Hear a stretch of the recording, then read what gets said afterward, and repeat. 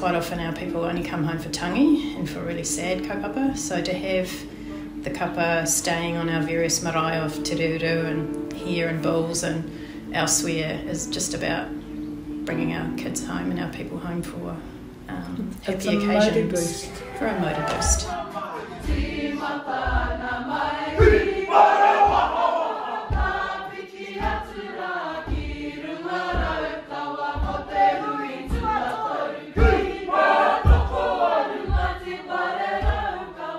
I think again it's that positive kaupapa. If you bring people into a positive kaupapa and the environment is nurturing and there's manaakitanga and kotahitanga, why wouldn't you want to be part of this kaupapa? When you move on the purpose and hakas, heads up, chest out, and you move it. Look at me, look at me, look at me. That's what move on the purpose and hakas. What's happened in the past is our kaumātua, our Pākeke, they'll sit and they'll watch that generation below them, and they're able to pinpoint who's going to go where. So they'll see a certain niece or nephew who is really good in the kitchen, works, who's learnt how to make a pudding, they might be the pudding person. So we know that, you're going to be the next kota queen. And then we have those ones that like to sit in the wharenui and listen to all the kōrero. So we know that their pukinga sits there. And then what we start doing is we start preparing them for their roles. Even if it's ones like us who just do some dishes or help with the minutes or, whatever we do. I was on baby duty last time. Yeah. But that's my job. Yeah. Mahitahi, eh? So everybody's got something to contribute to the kaupapa, and that's whether that's on the floor doing kapaka, or whether it's in the kitchen, or whether it's doing funding applications, or taking the minutes, or taking the rubbish out. Everybody has a skill, and it's about bringing your skills to contribute to the well-being of all of our marae, our people as a whole. For me, this is my first noho. I've been meaning to come for the last couple of years, but I've finally done it. It's all part of this process and journey. The fact that I sometimes don't want to come is the reason why I need to be here. The challenge of growth and just the connection of our people. Like even last night, as soon as we started, you could feel it. The wairua in this room, and it's just good to see all our kids together and find out that we don't, we may see each other once every 3 months for tangi, but this sort of kaupapa is a lot more positive, and it's just a connection thing. I think that's the core of this whole thing is relationships and connection, because you do lose that as it goes down the generations. Quite unique here in the valley because we have 3 iwi and 4 hapu that reside here in the valley, which is unusual really. We have 2 neighbouring iwi on either side of us, and so within this valley we have Ngāti Tūwhare Toa, and their hapu is Ngāti Waiwai.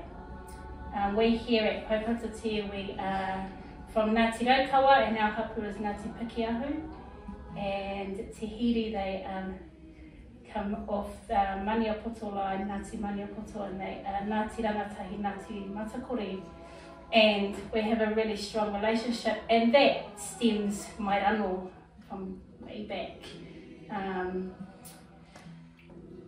Way back to just after the signing of the treaty, when we were sent here, Ngāti Waiwai, Ngāti Pikiahu was sent here to retain these lands that had been obtained through conquest and to stop the land sales. So that whanaungatanga within the valley, within te whānau o ngā hapu o Te Reureu, has been strong ever since. And our kapa's not just about singing songs, we're about serving our people, so whatever event, tangihanga, kaupapa we have on within our 5 marae, even extending out to the 7 marae who involve kaiwhata and Māori, we're there in force if we can be. And that's something that pretty much stems from our hekinga down here, or our migration down here.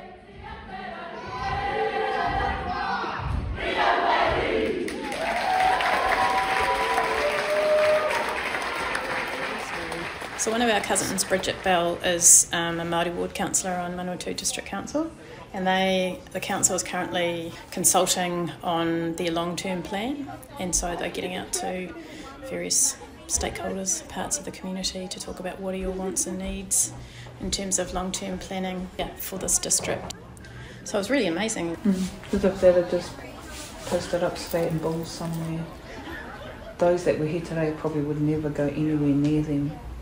Whereas they, in coming to us, it made a difference. Like, okay then, you've come to us, then we'll spend some time having a look at what you've got. Even if I don't understand what you're talking about, I'm still going to have a look because you took the time to come to us rather than make us go to you. You wouldn't ever get a crowd like that unless, So again, this is the vehicle, I suppose, that Manawatu District Council has been able to tap into through our cousin Bridget. I reckon if they'd just tried to come themselves, it probably wouldn't have worked, but because Bridget's one of us, part of the Kapa, it gave them kind of an in to this community. Yeah, usually, if it's consultation, people will come saying, this is our proposal, this is what we want to do, or what do we need the tick from you so we can do it. So that's how I see consultation. Whereas I think this today was more engagement in the sense of, what I was doing over that table and hearing, because it was dreams, aspirations, what do we want as a community? Yeah, rather than somebody coming with their proposal saying, please tick this off. Yeah, I think that's the power of our whakapapa, and that's what the Kapa's been able to harness to bring people together. But just the dreams and aspirations of our people are just so cool. I got 4 pages of amazing ideas, especially from our young ones. And it's this generation here that's going to be the change. I'm just into really growing whānau hapu and iwi, growing our mokopuna, educating them in our mātauranga, in our knowledge bases, that the curriculum, our marautanga, is sourced soundly. And, this isn't that they're not learning Western things, no, not at all. It's that the Māori stuff is natural to them. And I think that's the ticket out, that's the ticket to our growth and development. So having normal weekends with this sort of stuff is normal for them. All the things that they're learning within those waiata are our histories, that's all our genealogy, our histories, our relationships. And those stories will continue to resonate through haka, through the through the songs that the kids will learn today, and we're not just talking about settling here in that time, we're talking about where they actually came from and who they came, which wakas they came off. So it's a history going right back to, even to where Māori originated from Hawaii Nui, Pāmama. Yeah, so it's actually all of that. And the people that settled and farmed here were here farming for survival, and we actually couldn't do without one another. Ngāti Pēkehū and Ngāti Waiwai survived because they had one another, a really important aspect, which is now today a tribal, the 2 tribes or more than that have intermarried, so we're all just the one people, and the kids also need to know how that happened. So that's probably one really strong way that can happen, is through the kapa. So you've got to go past Motuiti, turn down Motuiti Road, go all the way to the end. Who knows what Himatangi Block Road is? H block. Yep, the cut off from Himatangi to Shannon. Yeah. On that road, that's where Motua is, right on the Himatangi Block. Cool, come on. Right, these 3 lines. Fine? E tu aorangi tore, fa!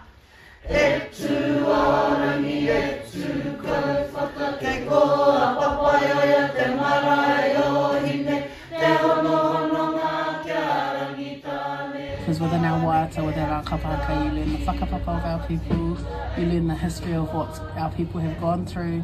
Like we're learning right now, e kiwi noana, which is one of our, she said it was a pātere, our cousin Kelsey's grandmother helped compose. And that's literally whakapapa.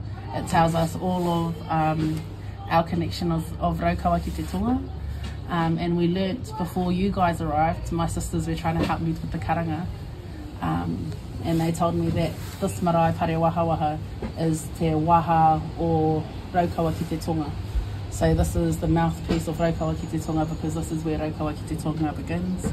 And that's why now pātere e kimi noa nei te timatangatanga, timatana mai ki pare waha. And then it goes all the way through all of our, I don't even know how many marae we have down these ways. But it just gives us the whakapapa. We get to learn our waiata, we get to learn who we are, we get to learn how you're related to the other person in the room, and you just learn so much within such a small yet amazing time.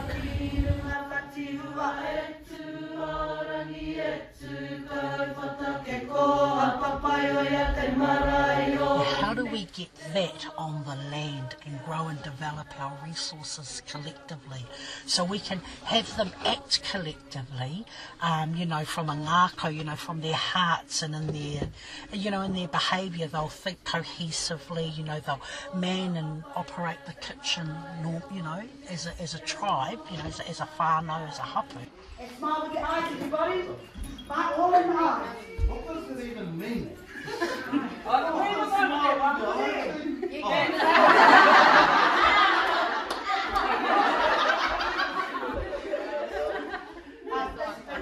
Smile with your eyes. It's you enjoying it, and you know when we have conversations with people and they're like, oh yeah, and your eyes are going. That's what smile with your eyes is. Okay? So that's why you've got to know what you're singing about. You've got to believe what you're singing about, and then it'll just naturally happen. But if you don't know that, you will find that. Okay? You don't know that right now. All right, Kewiri. This is where posture changes. Our posture changes, up and out, ready to go. Hey, koroe, kiwa. I believe that we are wealthy in love, and that our relationships are strong at the moment, especially with our reanga or our generation. We're quite tight, and we all have big dreams and hopes for our valley, but we know we need to start first and foremost with these relationships, with bringing people home, with flourishing our marae, ensuring that our marae have everything, and we talk about bringing our people home. They need to come home to something.